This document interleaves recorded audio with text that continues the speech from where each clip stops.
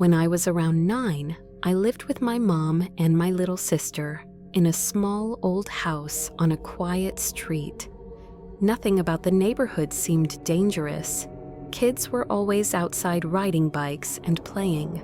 But inside that house, something always felt wrong. My mom kept saying, old houses make sounds. But even as a kid, I knew some of the things we heard weren't normal house sounds. They felt like something alive. The first strange thing happened one night when I couldn't sleep. I was lying in bed, staring at the glow-in-the-dark stars on my ceiling. My room was tiny, just a bed, a dresser, and a toy chest by the window. Tree shadows moved across the walls from the wind outside, and I tried to convince myself that every shadow was just from the branches. But then I noticed one shadow that didn't move. It was low in the corner near my toy chest.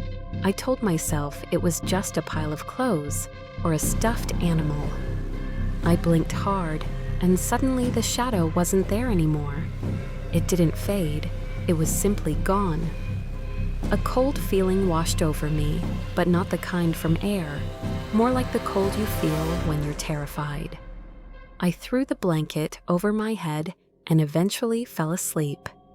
The next morning, the toy chest was open like someone had been digging through it. I never left it open because my mom hated when toys spilled everywhere. I didn't say anything, but my stomach felt heavy. A few weeks later, my little sister, who was only 5, told my mom she didn't like the man in the closet.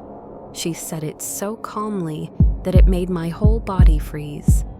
My mom just said kids imagine things, but I saw my sister's face. She was scared. She said the man stood in her closet at night and whispered, but she never understood what he was saying. Mom prayed with her that night, but she never checked the closet. Later that same night, I woke up to a horrible sound, something dragging slowly across my bedroom floor, like long fingernails pulling across wood. I didn't move. I didn't breathe. The dragging stopped right next to my bed, like something was crouched there waiting for me to look. I held onto the blanket so tightly my hands hurt. At some point, I must have fallen asleep. The next morning, there were long scratches on the floor right beside my bed. Deep, fresh scratches. I ran to show my mom, and she got angry, saying I must have dragged something sharp around or pushed furniture. I hadn't touched anything. After that, everything got worse. At night, I would hear whispering coming from my closet, so faint I could almost pretend it wasn't real. But I knew it was. Some nights my sister screamed, and when I ran to her room, she pointed to the same corner over and over again and cried, "He's there." She always pointed to the dark part of the room where the light from the window couldn't reach. I never saw anything, but I believed her because I could feel someone watching us. I could feel it on my skin. The worst night of all happened in the winter. I woke up and saw my bedroom door open. I always shut it before sleeping. The hallway light was on like always, but as I watched, the light went out. Not like a bulb dying, it was like someone turned it off on purpose. Then footsteps started coming down the hallway, slow, heavy, steady. They stopped right outside my room. I tried to scream for my mom, but it was like my voice was locked inside me. The door creaked open, and a tall, dark shape leaned in, just its head entering the room, like it was checking to see if I was awake. I shut my eyes instantly and forced myself not to move. When I opened them again, the door was closed and nothing was there. In the morning, I asked my mom if she came into my room. She said she never woke up that night. My sister said she saw the man again, standing by her bed. We told my mom together that time, and she finally looked scared. She lit a candle and said prayers in every room.